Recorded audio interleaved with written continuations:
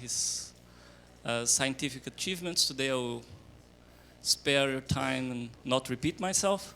I'll just mention that Hugo has a very intense collaboration with Brazil, starting back during his PhD with collaborations with Vlado Sidoravicius, and then Marcelo Hilário, Rob Morris, myself. Now has a PhD student, a Brazilian PhD student, Franco Severo, who's also here. And these collaborations have always been based in friendship and admiration, so I'm very glad to be here presenting him.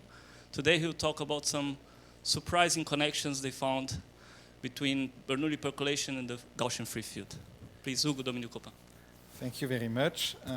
You did half of my starting introduction, so I was going to say that it's indeed for me a great pleasure to be here for this meeting, because my connection with IMPA is very dear to me. I come almost every year, starting in 2008, so it was really first, I think it was even just before I started PhD, the first time I came here. And since then, it has been like really an absolute pleasure every single time. I want to do a little bit of advertising, because I don't want you to ask Franco how it is, but Franco Severo came to do a PhD with me, and I'm sure he will tell you that he's loving it. So if you want to come to Brazil, to Paris or Geneva, I would be very happy to have other Franco Severos. That's an absolute pleasure to work with him. So please don't hesitate to contact me. Another nice thing about this meeting is that I feel a little bit less bad about my French accent, which is always good. Okay, so what I want to discuss during this talk is a connection between two models which a priori are of very different nature. So there are two probabilistic models. It's a model for statistical physics. One is percolation, and it's a model of random graph. More precisely, random subgraph of a given graph. I will define what it is in a minute. But there is a connection that has been started to be exploited recently with the Gaussian free field, which is the archetypical example of a random function on the graph. So there is going to be these connections between random functions and random graphs. And before I tell you about this connection, let me start by defining who are the two protagonists, so these two things. Oh, I should say before that, so it's a collaboration. It's a French and Brazilian collaboration, since Franco is part of the project. It's actually also an Iranian and Israeli collaboration, which is, I think, a little bit more original. And I would love that they would also be able to present this in some kind of joint meeting between the two things. And we have an Indian in the middle that is making everybody talk to each other. Okay, so the protagonist. And let me start with percolation. So percolation, as I said, is a model of random subgraph. So you take a given graph, G, with vertex set V and E. Think of an infinite graph, not necessarily transitive. Really think of the graph you prefer. If it's transitive, it's not bad. I will always assume that one of the vertices is called the origin. And just to simplify, I will assume that it's bounded degree. Okay, so D is the max of the degrees of the vertices. Okay, and it's finite. You could relax this without much difficulty, but for what I want, it's going to be convenient for this talk. So what is going to be the random object? So first, let me define what are these objects. So the objects are going to be functions from the edges into 0, 1. So an edge is going to be mapped to omega e, which is either 0 or 1. And think of omega e equals 0 as I remove the edge from the graph, and omega e equals 1 as I leave the edge in the graph. So this omega, this function, you can equivalently think of it as a subgraph of G, which is made of the same vertices and the set of edges which are the set of E such that omega E is equal to 1. Okay? So these edges, very often I will call them the open edges, while the E for which omega E is equal to 0, those that are the edges that are not in omega, I will call them closed. And the reason is that this is a model that was introduced at the beginning to model the flow of water into a porous medium. Think of the edges which are open as the edges for which the water can flow through the edge, and those which are closed as edges that are barriers and that block water. Okay? So as for now, this is just a function. It's not random at all. So the idea of the model is that we pick omega at random. And there are many ways of picking an object at random. So the first example that I will mention here, which is called Bernoulli Calculation, is simply to say that the omega E, well, they are ID random variables, so they are independent random variables, which are Bernoulli of parameter P. So what does this mean? That means that for every edge, you throw a biased coin. With probability P, it gives you 1. With probability 1 minus P, it gives you 0. And you do that for every edge. So the state of all the edges are independent of each other. Okay? That's probably the simplest model you can think of if you want to define the random subgraph of the graph G. In general, probabilists love to have independence. It's helping a lot. And I think if you never did probability and so on, it's probably the only thing you remember from your class. You know, I mean, God save me if there is no independence. I really love independence. And the goal of this talk is to show to you that actually that's wrong. That's not the reflex you should have. Actually, sometimes dependence helps you.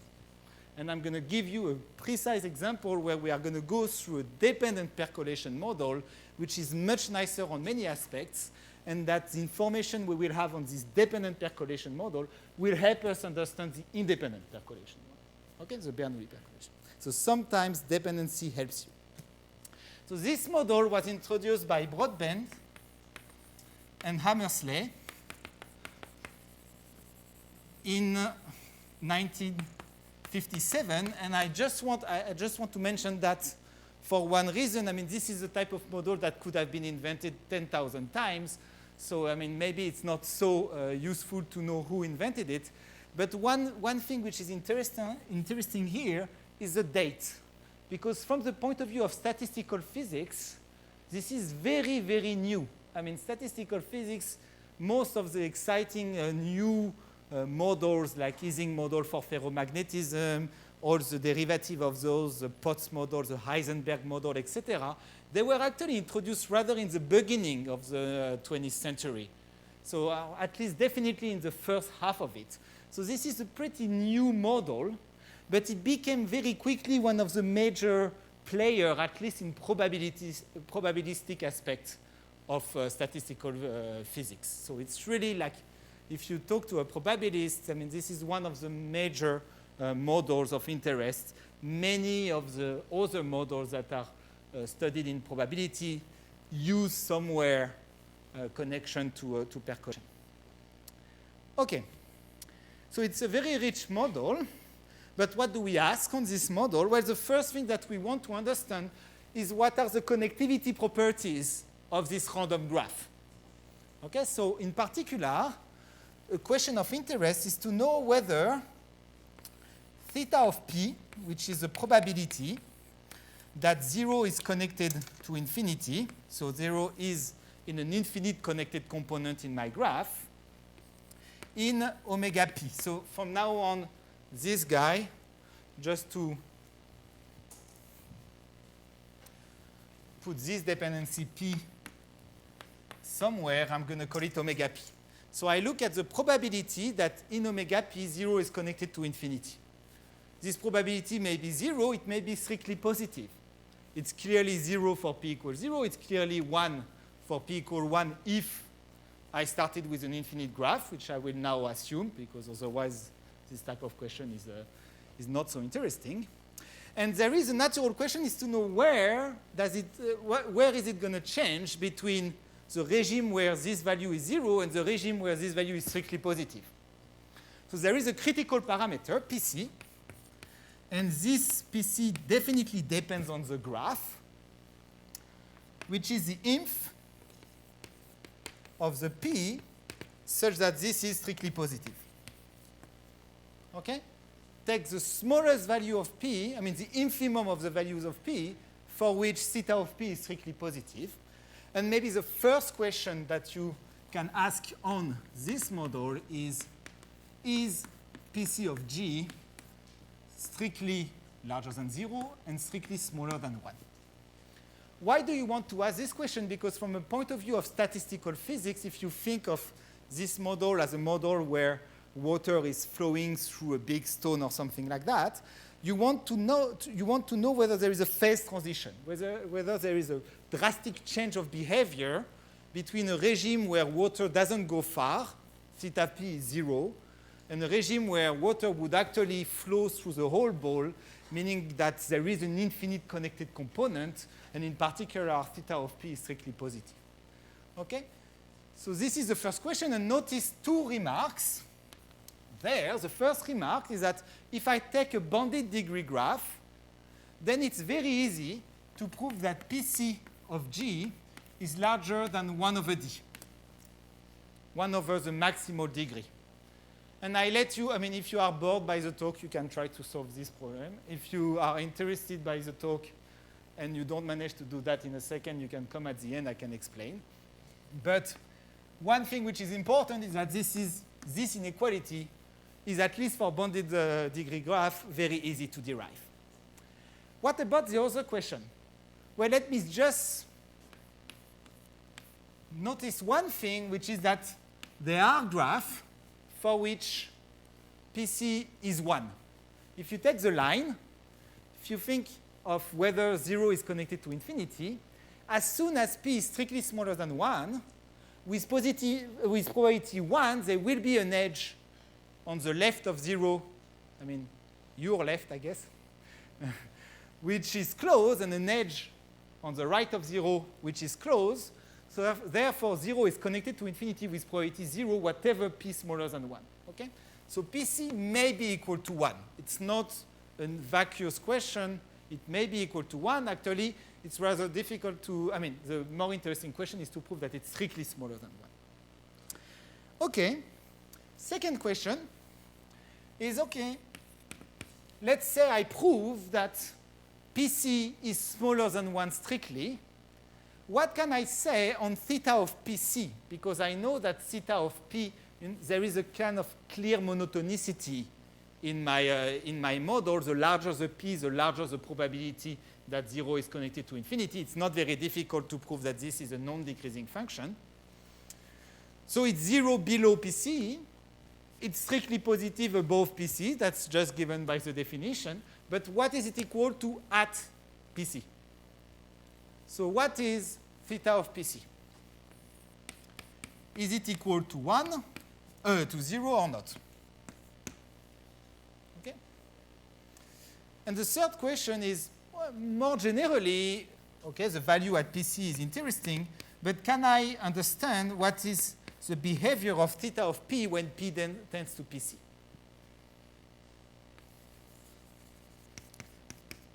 And just for you to be able to rest after, I mean, if you are not interested by the rest of the talk, let me give you what are the conjectures. Actually,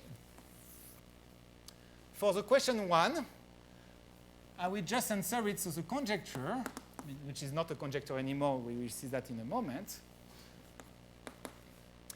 is that if G is transitive, then PC of G is smaller than 1 if and only if, well, it fails for Z. If you think about it, the same reasoning would work for a ladder, say. If you take a Z times 0, 1, it's very easy to see that you also have PC equal 1. In fact, any linear growth graph will have PC equal 1. It's very easy to see that. But it's, in fact, an equivalence PC of G is smaller than 1 if and only if G has superlinear growth.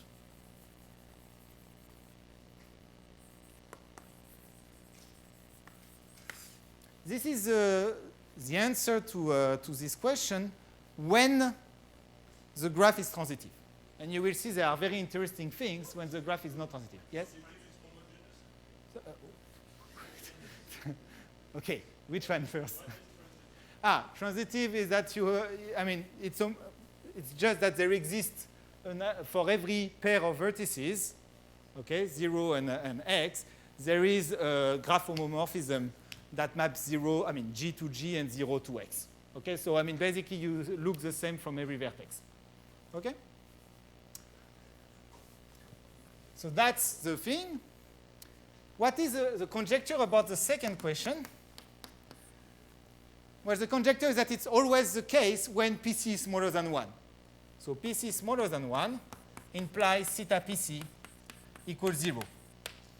And here you don't need to go far to get into trouble. So let me just mention that this is not even known when you look at Z3, which is kind of the most natural graph you would like to understand. It's an homogeneous graph in the physical dimension, right, in R3. There, this is maybe the main question in percolation theory, is proving that theta PC is 0. Okay? So this is a difficult question. But imagine that some hero comes and solves this. Then the next question has a very funny answer, and I want to mention it to you. So on Z2, so conjecture 3, and I'm going to restrict myself to ZD. So on ZD, theta of P is conjectured to behave like P minus PC to the beta plus little o of 1, where beta is the following. So it should behave, so it's 0 up to PC. It should be continuous, for D larger than 1. And it should look like that. So it should come like that as a power of P minus PC. And this power is 1 if D is larger than 6. Okay? So it comes like a line in this case. In dimension 3, 4, 5, unfortunately, we have only numerics, and I'm not certain that anybody actually predicts a certain number, like a nice value of this number for D equals 3, 4, 5. But in dimension 2, if D is equal to 2, I just want to mention that then it should be 5 over 48.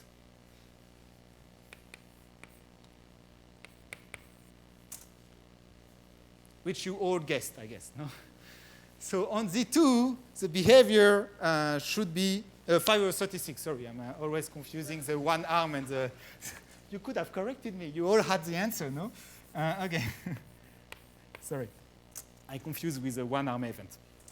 So in dimension 2, you have this very strange power that emerges. And for a model which is slightly related to this model, actually it was even proved by Stas Smirnov. Okay, so just I wanted to mention that because this is to tell you that in some sense there are things that are absolutely non-trivial in this model. You have very funny things emerging. But anyway, our goal, the philosophy of the talk is not so much related to ZD. That's not at least the main objective. The main objective is actually this question here. Because surprisingly enough, this question resisted until last year. So there are many examples where it's easy to prove on ZD. For instance, it was maybe even in the first paper on Bernoulli Calculation. It's a very standard thing. If you have it on Z2, for instance, you have it for every ZD. You can also study, for instance, on a tree. Everything works very well. Things are very explicit. You can even work on any polynomial growth transitive graph. Things work very well thanks to structural theorems on this graph. On every non-amenable graph, on any graph you can think of, you were giving the graph to a probabilist. He was proving to you that PC was smaller than 1. But the problem is that, as Gromov says, right, if you look, for instance, at Cayley graph, so at geometric group theory, any property which is valid for every group is either false or trivial, right? It's, I mean, it's very difficult to get a result that will tell you for every group or any Cayley graph, here is the answer. This, we didn't have a general theorem proving this. And the goal here is to say that for, at the end of the talk, I hope I will have convinced you a little bit that for any superlinear growth group, and in particular transitive graph, because you can relate the transitive graph to Cayley graphs, you get PC of G smaller than 1. Okay? So that was a very long introduction on just percolation. Now let me tell you a little bit about the second protagonist. So as I said, the second protagonist is not at all a random graph. It's a random function. So it's called the Gaussian free field. And the Gaussian free field, actually more precisely the discrete Gaussian free field, because we are going to be on a graph, is the following object. So imagine you have your graph,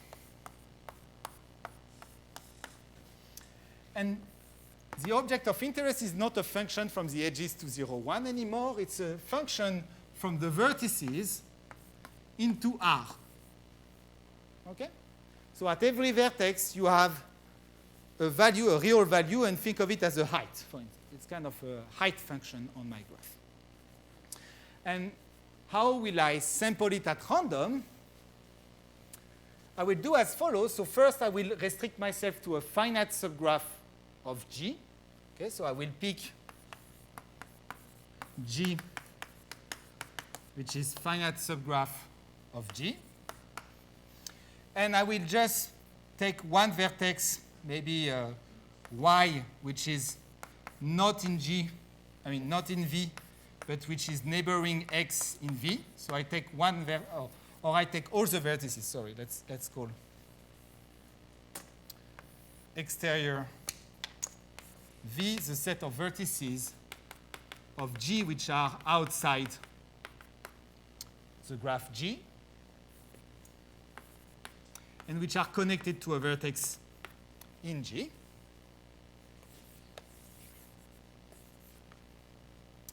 And my function here, I'm going to define the function on G union this, and I'm going to define it like that. I'm going to say I'm picking a function phi. Actually, many people don't see here, right? Okay, sorry. So I'm going to take a random function phi, which has the property that it's always 0 on the exterior boundary. So phi restricted to the exterior boundary is 0. And the probability of phi, I'm just going to give you the Radon-Nikodym derivative. So it's 1 over constant exponential of minus the Dirichlet energy of phi, and the Dirichlet energy is going to be sum of the phi x minus phi y squared for every x and y. And here I'm going to just put the degree in G of x and the 1/2 here. So what do I do? Forget about these things. Okay, this is just for that probabilities don't come after the talk to complain that I wrote something completely stupid. Forget about that. This is just looking, I mean, it's trying to this function, phi, when I look at the probability of phi, the probability would be bigger if d of phi is small. Right? So what does this function want to be? It wants to minimize the increments. Okay? So it's a random function that tries to minimize the increments. I mean, obviously, there is a minimizer, which is phi equal to 0 everywhere, but there is only one function like that. So there is a entropy against energy fight, and you get a very nice random function, which for people who know Gaussian processes, is just the Gaussian process on the graph with covariance given by the green function. Okay? That was just for probabilists. Once you have defined it on a finite subgraph of G, you can actually extend it to the whole graph by taking larger and larger graphs if the whole graph is transient. So from now on, we are going to make an assumption. So assume that G is transient. Then this measure PG, I can take the limit of this measure when I take larger and larger graph, and I get a measure on the, a random function on the whole graph. So for people who don't know, transient here means the following. Take a random walker starting at 0, and this random walker is choosing neighbors at random uniformly among its neighbors at each step. Okay? It does that at each step. The graph is transient if it comes finitely many often back to 0. Okay? So in some sense, the graph is big enough that the random walk loses itself and goes farther and farther away, goes to infinity. Okay? On ZD, for instance, the graph is transient. ZD is transient if and only if D is larger or equal to 3. In dimension 2, the random walker will come back to the origin infinitely often. In dimension 3 and more, it will go to infinity almost surely. Okay? So if it's transient, you can define this thing. And you get this random function on the graph. This random function is even more fundamental than percolation on so many aspects I cannot even describe. This discrete Gaussian free thing emerges in millions of, millions I don't know, but in many, many, many fields of mathematics and physics. It's a bosonic field in physics. It's emerging as stationary measure for many dynamics. It's really like a very important random function. It's the random function in some sense. Okay. That's for the second part. So now, what is the connection between these two processes? Well, the connection is a hybrid model, which was definitely underestimated, I think, for many years. It was kind of introduced, at least a related version, in '86. I will come back to that. But really, the first person to make use of it, to renew the interest for it, was Lupu in 2016 in a beautiful paper. And this hybrid model is the following. It's also a percolation model. But it's a percolation model which is built not out of ID random variables, but out of the Gaussian free field. So let me tell you how you define this. So on to a hybrid model. So the model is as follows. So imagine that you have your graph and that you sample discrete Gaussian free field on the graph. Okay, so if I draw my thing, at every vertex I have a value. This is phi of x1, phi of x2, phi of x3 is, say, here, x4, x5. Okay? But what I'm going to do now is that I'm going to think of my graph as a metric space. This you usually do by taking the graph distance, but what I'm going to do is slightly different. I'm going to put a unit interval, so an interval of length 1, at the place of every edge. Okay? And now, instead of just thinking of values of my function above, if you want, at the vertices, I'm going to extend this value to all the points in the interval. And I'm going to do it in a slightly clever way. What I'm going to do is I'm going to run a Brownian motion between this value and this value. So I run a Brownian motion between this value and this value. For people who don't know Brownian motion, I'm sorry. I don't have time to present everything. Now, imagine of just a continuum version of this random walk on one dimension. Right? The random walk goes up and down at every vertex. Think of rescaling, making steps of epsilon. And rescaling, you get really a fractal continuous curve, which is Brownian motion. So you do that, and you start from there, and you condition on ending at the value here. Do the same between this and this. So you sample the Brownian motion, condition on hitting there. Same thing here and here. You do that for every edge. And then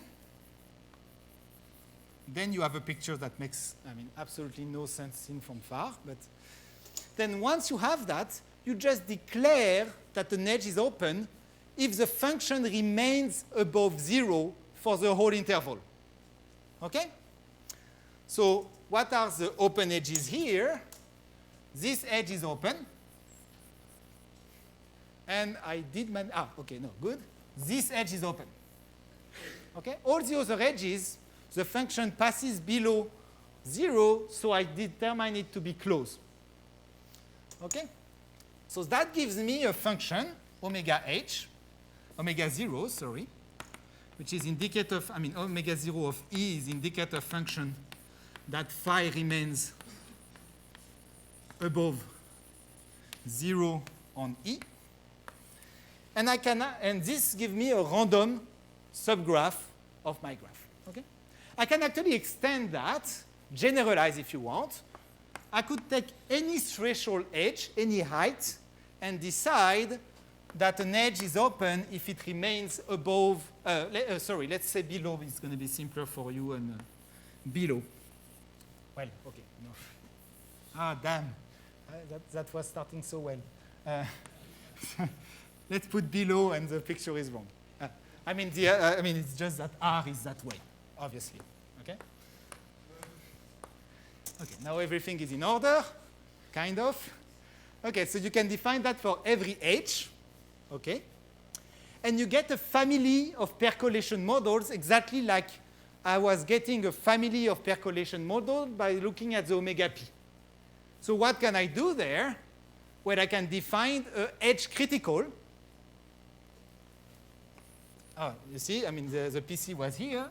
It's critical of G, which is the infimum of the H, such that theta of H, which is probability that 0 is connected to infinity in omega H, it's strictly positive. So now you understand why I want it below, because I wanted that when H increases, the graph increases. Okay?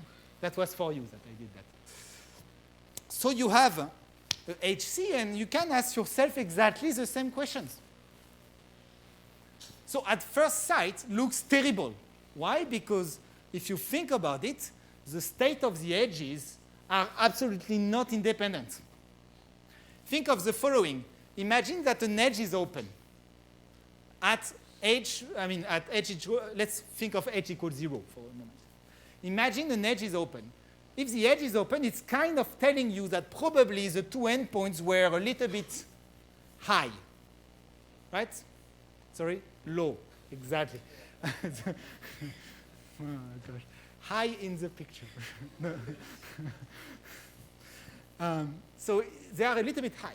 But there is a property of Gaussian processes, which is very well known, and in particular applies, of discrete Gaussian free fields, sorry, which is that if I tell you that a vertex has height lambda, then it actually pushes everybody around up. There is a way to look at the conditional measure of the remaining edges, the remaining phi, knowing that this guy is high. And in particular, if this guy is very, very, very high, then it pushes people around really a lot up. Down. And down. Okay? And the guy is very low. Sorry.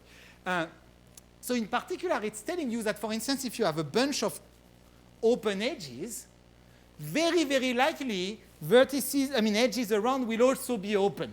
There is dependency like that. And it can be very violent. For instance, it's a very easy thing to check that the probability, if you take ZD and you take a big box, the probability is that all the edges in the box are open. For Bernoulli Calculation, it's going to behave like constant to the volume, constant to the n to the d, while there it's going to behave like constant to the, e to the n to the d minus 2. Okay, so it doesn't behave at all in the same way. So it looks bad.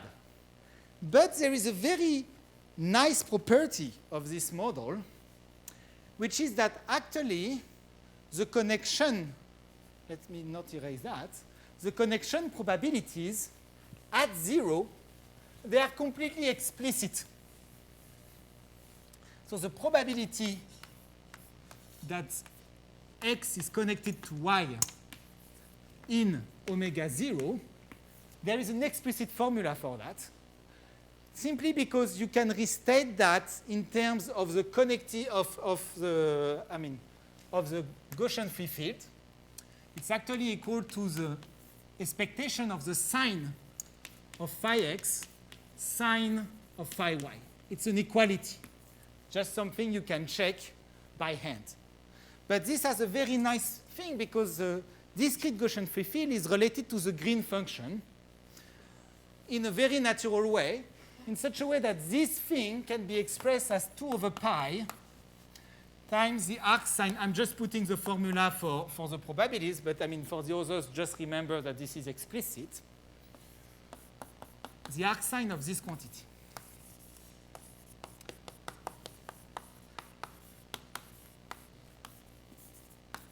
Where this quantity, g, is the green function. So what is the green function? You start the random walk from x, and you look at the expected amount of time it spent at y. Okay? Not that it's finite because you are on a transitive graph. When you hit y, you come back finitely many times to y. So this function is finite. It's actually a very well-studied function. And you get this explicit formula. This, I mean, I really want to highlight that if you take Bernoulli percolation, there is no value except p equals 0 and p equals 1 for which you have explicit formulas for x connected to y. It's an absolute nightmare to try to understand how probabilities that a point is connected to another point behave. Here, it's completely explicit. And it's an exercise. It's not that I'm hiding 100 pages of theory. It's an exercise. Actually, if you take omega h here, instead of omega 0, here, you just have to add that it's actually the correlation between the sine of phi x plus h and sine of phi x plus y. Why do I put that? Because as soon as h is non-zero, this thing doesn't go to 0. As soon as h is larger than 0, this remains bounded away from 0 uniformly in x and y. So think of sending y to infinity. What is it telling you? It's telling you, I mean, I'm cheating a little bit, but it's telling you that as soon as h is larger than 0, there exists an infinite connected component almost surely. I mean, theta of h is strictly positive. And actually, it also tells you that as soon as h is negative, this doesn't happen. So what did I just highlight? I just highlighted that hc of a graph is always 0 on a transitive graph. I'm hiding a little bit of, on the transient graph. I'm hiding a little bit some difficulties, but really think of that. Okay? Okay.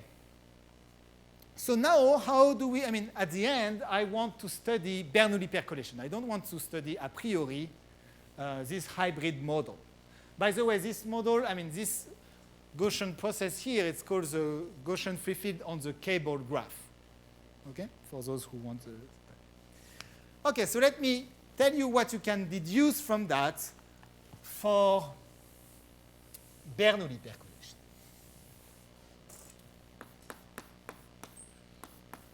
So the question of PC smaller than 1 or not. What can we say on that? So as I said, for a long time, so it's a question that interested probabilities for a long time. I must say in the beginning of Bernoulli percolation, maybe that was not a main question because people were focusing on ZD. And on ZD, it was known from day one, basically, that PC is smaller than 1 as soon as D is larger or equal to 2. And it's 1 when you are on Z. But in 1996, there was a very interesting paper, very influential paper by Benjamini and Schramm, which is entitled Bernoulli percolation beyond ZD, many questions and a few answers. So what was the goal of the paper, that's the most beautiful papers usually, was to raise questions. And the idea was to highlight that Bernoulli percolation can be defined on any graph, and that it's an interesting question to study Bernoulli percolation on arbitrary graphs. Motivated by physics, probabilists up to this point were really focusing on ZD because that was a discrete version of continuum space, space-time or space, depending on what you are interested in. Here they said, okay, let's forget about this intuition from physics. Let's work on Bernoulli percolation on arbitrary graphs, and in particular on Cayley graphs. Can Bernoulli percolation teach me something about the structure of the underlying group that define my Cayley graph? So that was a very, very interesting paper. There are many conjectures in this paper. Many of those are still open. And question 1 was exactly this conjecture here. PC of G is smaller than 1 if and only if G is superly analogous. But even more interesting than that, because you start to think, okay, you can define your model on any graph. I mean, you want to ask this question for non-transitive graphs. And there the question becomes much more fishy. And there was a conjecture in this paper, a beautiful conjecture that states the following. It says, if there exists a constant d larger than 1 strictly, such that the infimum over every subset included in G of, in V, sorry, of the boundary, so exterior boundary of V divided by V to the 1 minus 1 over D is strictly positive. That's called an isoperimetric inequality. So if you have an isoperimetric inequality with a dimension D which is strictly larger than 1, then PC should be equal to 1, should be smaller than 1. Absolutely beautiful conjecture relating the geometry of the graph, a geometric property of the graph, to a property of Bernoulli percolation.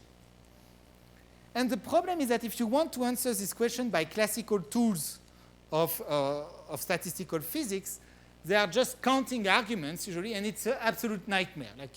As soon as you are on a non-transitive graph, things collapse completely in some sense. Not completely, but almost. But the interesting thing is that while the study of Bernoulli percolation collapses basically directly, the study of random walk doesn't. Actually, random walk on arbitrary graph is very well understood, and in particular, the behavior of the random walk when you have isoperimetric inequalities is really a whole field of probability theory. Studying how isoperimetric inequalities, doubling properties, things like that, influence the behavior of the random walk. For instance, if D is larger than 2, strictly, then the graph is transient, which is a property of the random walk. So these are things that are very well understood. But that gives you a hope that if D is larger than 2, for instance, well, HC is equal to 0, which in some sense is kind of saying HC is not infinity, which would be the equivalent of PC equal 1, right? PC equal 1 for this graph would be HC equal infinity. So for this weird percolation model, automatically, as soon as you are transient, you get that the HC is smaller than infinity. Of course, it's not the same model. And the content of the theorem that I wanted to present today is exactly that if you have a property of this type, you can actually relate this thing to Bernoulli percolation and deduce a theorem. So this is like 2018. And okay, so I will.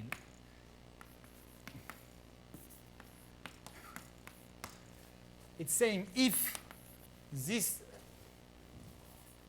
dimension here, if there exists D which is larger than 4, then PC of G is smaller than 1. And this is true for any, we use bounded degree, but I mean, probably this could be removed if we were less lazy, but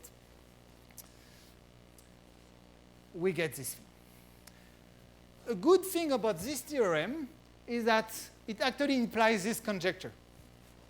Why? Because this conjecture was understood for graphs which have polynomial growth because of structural theorems related to Gromov theorem and so on. So it wasn't understood for polynomial growth. So in some sense, the enemy was not small transitive graph. It was actually graphs that were corresponding for people who know a little bit about geometric group theory. The enemy was a graph that had intermediate growth, meaning growth that was super polynomial but sub-exponential. These were the enemies.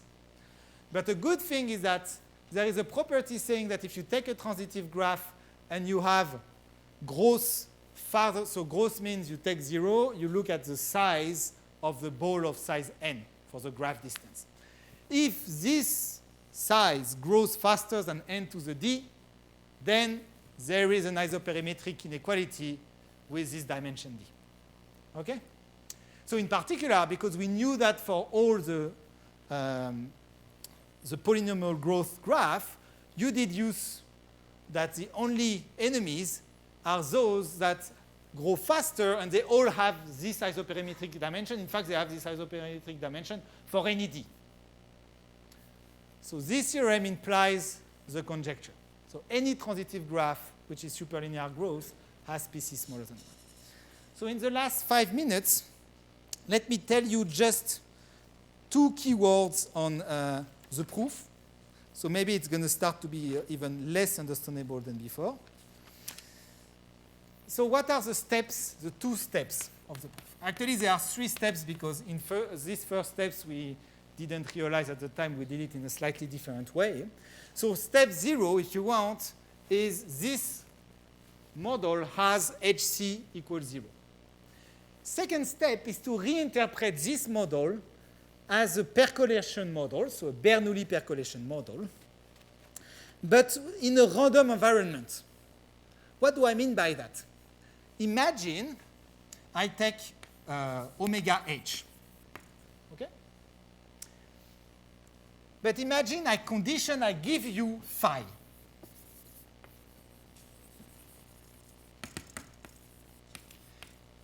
Unfortunately, I erased the picture, but I give you the value of the field on every vertex. Then what is the probability that an edge, a given edge, is open? Well, what is it? I sample a Brownian bridge between the 2 values, phi x and phi y, and I look whether this Brownian bridge is above 0, remains above 0, below edge or not. Okay? But this is a certain probability which is expressed in terms of h, phi x, and phi y. So for every edge, you have a probability p x y phi, which is of h, which tells you the probability that the edge is open. So if I give you phi, for every edge, you have a certain probability. It's not constant anymore. It's a random. It may vary on different edges. For many edges, it's 0, because simply you have one of the value which is above edge and one which is below, or both below. But you have a certain you have a certain value which tells you the probability, the bias that you need to put in your coin to tell you whether the edge is open or not. So the probability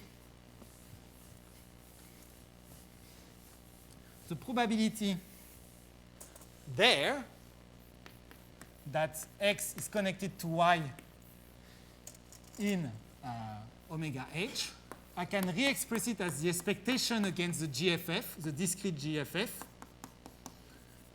of the probability that x is connected to y in a model which I would call omega p of phi, where there it's a Bernoulli percolation, except that at every edge I have a very specific edge probability of being open. Okay? So xy is open with probability pxy h of phi.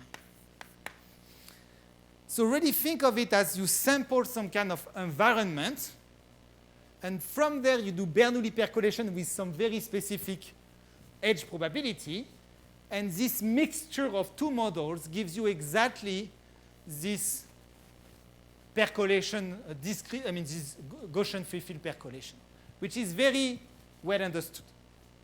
So what do we want to do now? Well, the problem is that in some sense we just transfer the difficulty, right? We had a very non-dependent model, but it's still here, this average, here this guy is an independent model, but it keeps track of the value of phi, which is highly non-dependent. Non-independent. Dependent, sorry. Okay? So here the trick and the difficulty of the proof was to remove, in some sense, this randomness. And we did it as follows. If you look at the discrete Gaussian free field, you can always write it as an infinite sum. So now this is probably only for probabilities, but at some point I need to give some juice to everybody.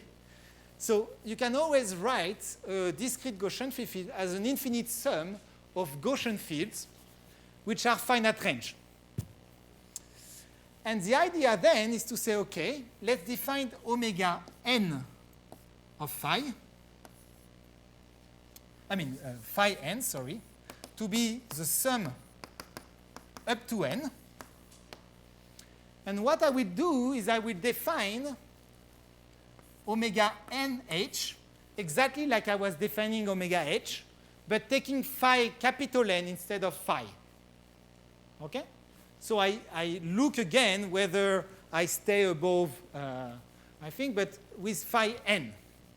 The advantage is that phi n is a finite dependency model, so the percolation model that I build out of that is finite range, meaning that if I take two edges that are sufficiently far from each other, their state now is independent, which was never the case with phi,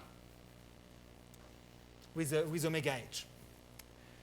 And then what you need to prove is, you need to prove that the probability that x is connected to y in omega nh, in some sense is increasing. It's larger than the probability that x is connected to y in omega h n plus 1. If you could prove something like that the probability increases every single time you remove one field, when you get to phi 0 here is an empty sum. Then when you get to phi 0, you basically exactly end up with Bernoulli percolation of a certain given parameter.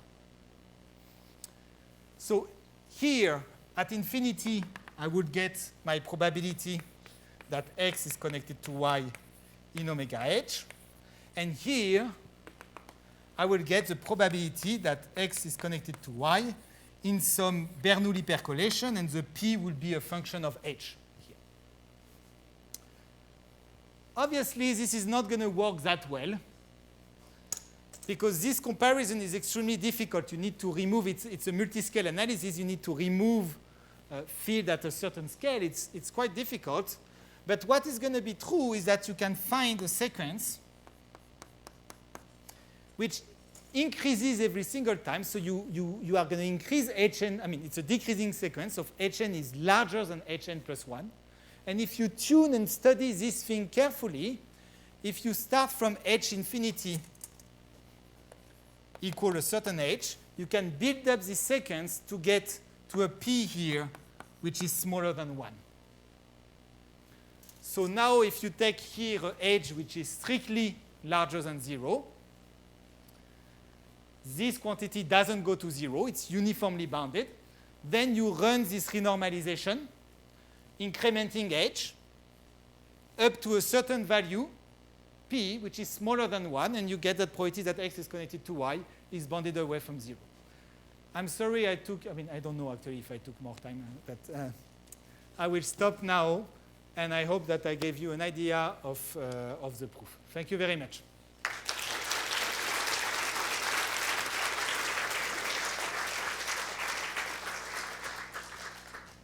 Are there questions, comments?